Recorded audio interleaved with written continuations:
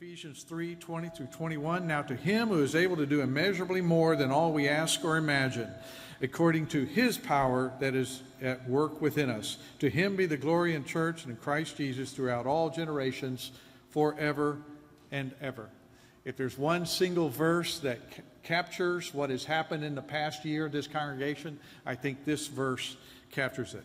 I want to spend just a moment talking about perspectives, because I'm going to be showing you some facts today, and there are different ways to look at the same facts. Some people look at the facts and come up with different things.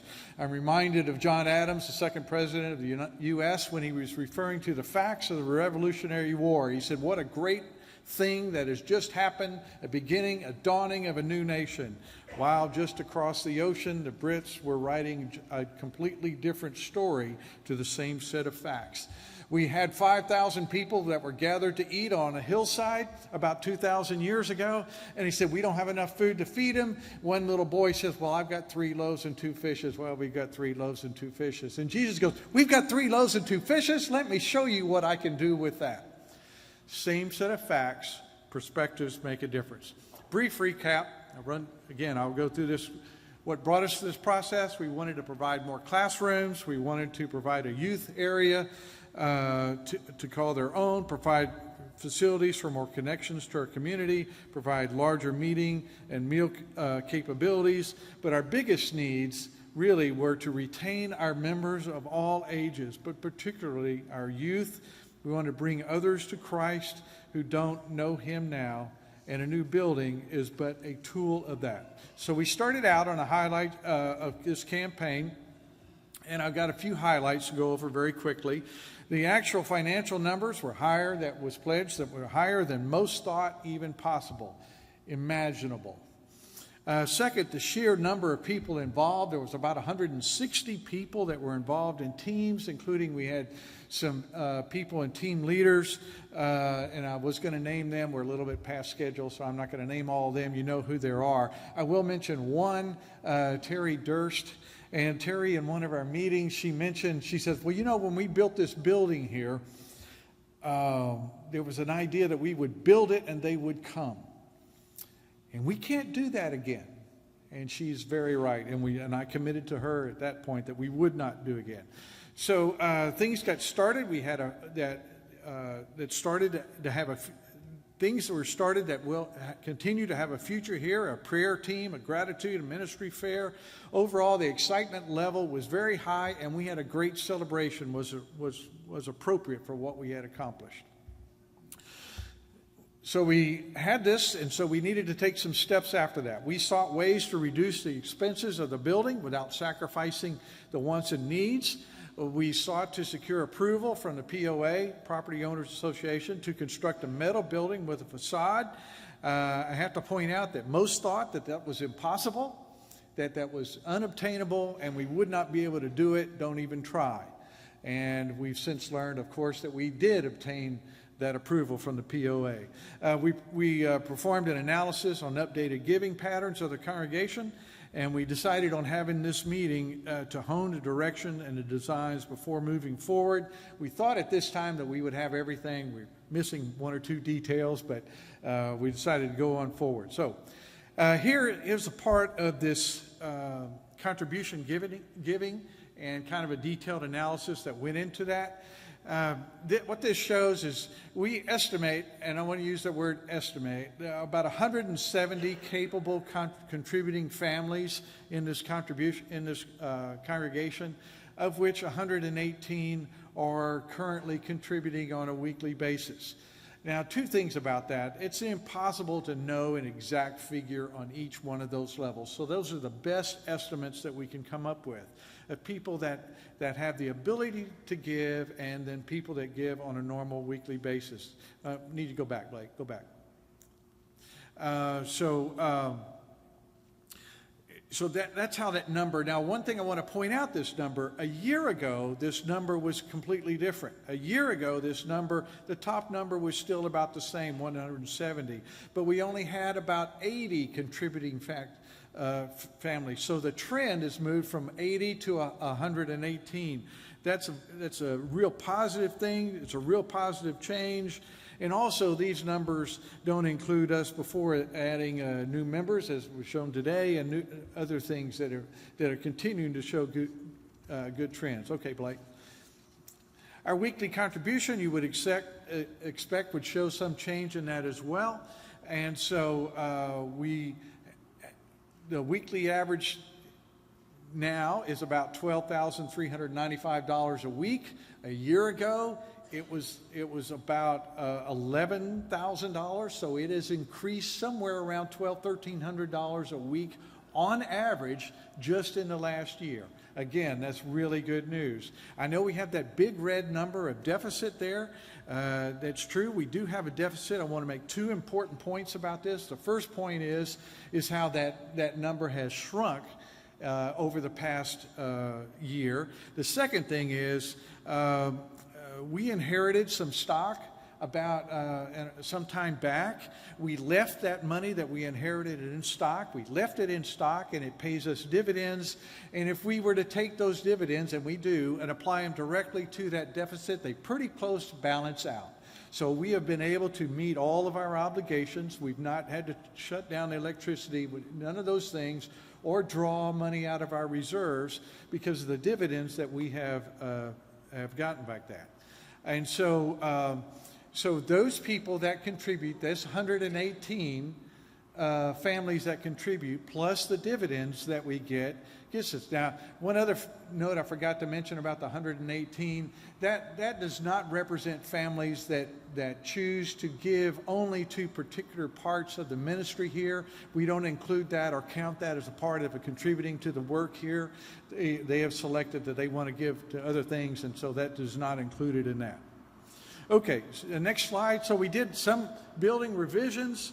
Probably the biggest thing that will jump out at you is that the roof is designed differently. It had a much fancier roof.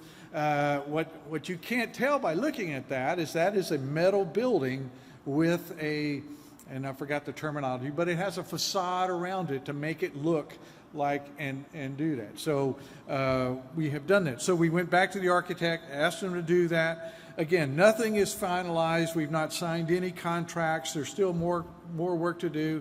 It is a metal building with a facade, and also the roof was designed to change to that design, and we gave the architect a budget of $2.2 to $2.2 million, and I'll have a little bit more on that. So the next slide is just a little bit more detail. It's kind of showing you there's not a lot of changes on the inside of this. We're trying not to compromise on any of our space pieces. So where does that put us today? Next slide, Blake. Okay, our current goal is $2 million. We had 1.3 approximately originally pledged. We have already pledged to take about $350,000 out of our reserves, and so that puts us at about $1.6 million at where we're sitting at today. And so if we take that, that puts us about $300,000 short of where we need to be to move forward. So here's the big question: how do we get there? And that's the question we're posing to today. And at the end of this meeting, you'll have an opportunity to help us clarify that answer. And we'll have a method both for you to show individually and collectively what the direction is to go. And so let's look how we can currently look at the budget of this input. If we take where we're at today, the 1375 and below is like from the previous slide. We have a couple ways to get there. Obviously, we can raise an additional funds, or if we borrow $300,000 or $500,000, that's where the new budget figures would lie. So a couple scenarios we're building that, because as our next slide points out, we don't want to be guilty of next slide, Black, of this, and you can read this verse faster than I can read it to you. We don't want to be guilty of not counting the cost, but my confidence is high. My confidence level is very high. Okay, next slide brings us to today. So we have the updated campaign needs. What do we need? So we think we need to do right now And these are kind of either ors. We either need to raise an additional $300,000 or we need to increase in our weekly contribution about $600 a week. And a reminder, this raising $300,000 is over a 3-year period, or some combination of above. And that's not really hard to get to. If I went through these slides very quickly, as Mark said, all the elders are going to stick around, and team leaders after service today, come up if you got any questions, be glad to show that again.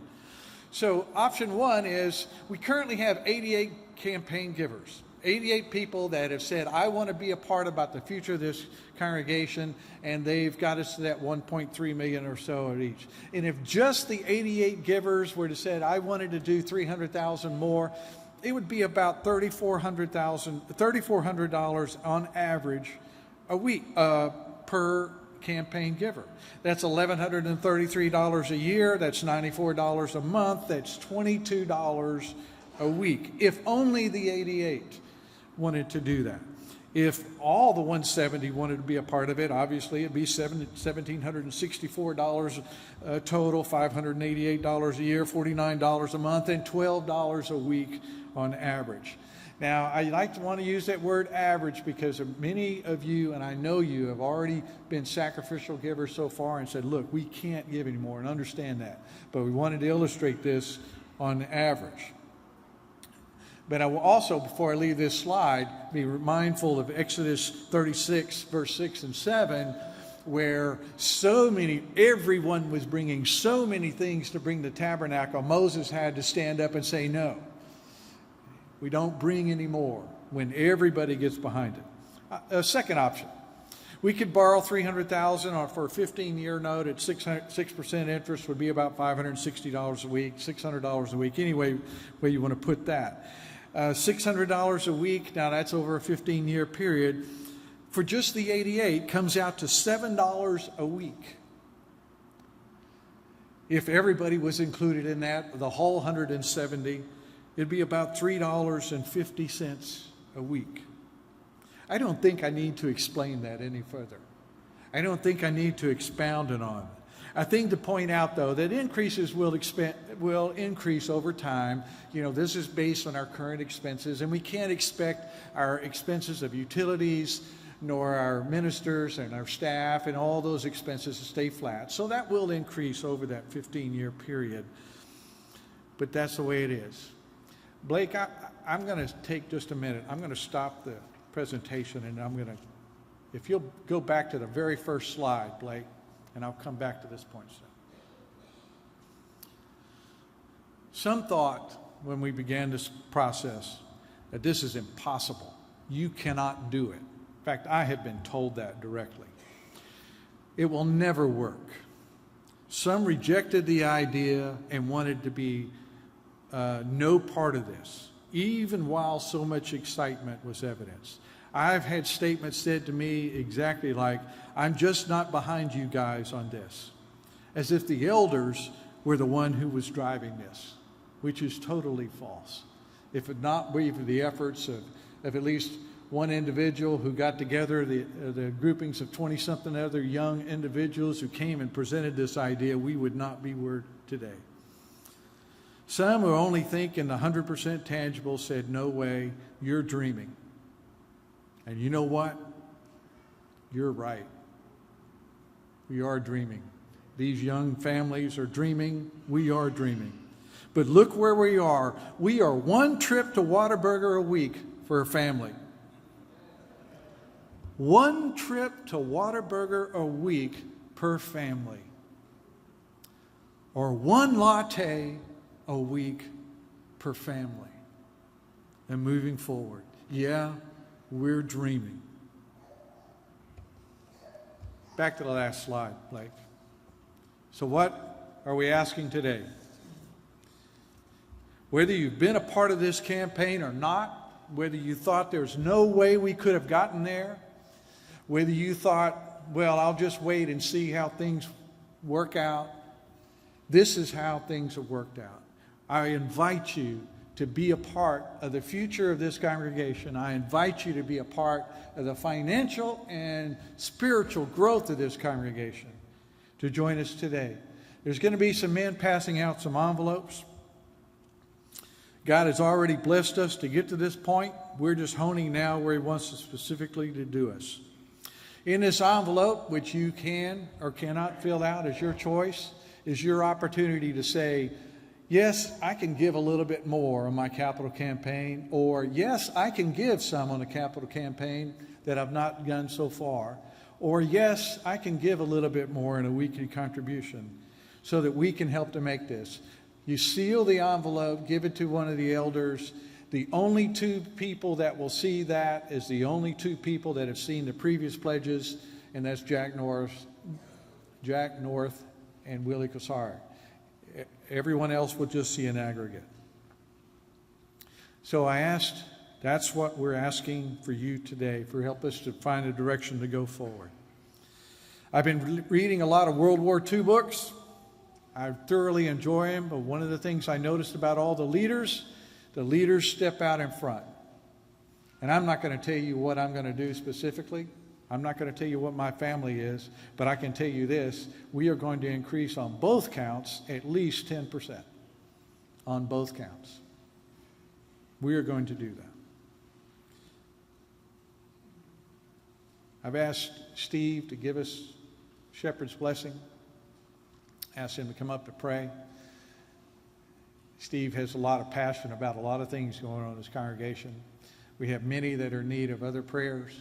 And I want to remind you again, if you have any questions or comments, please come down front after we are dismissed today. Ask those questions. Please prayerfully consider those envelopes. We'd like for you to turn those in today. If not, please do so early as possible. And so we will be meeting and going further from that. Thank you, and may God bless you.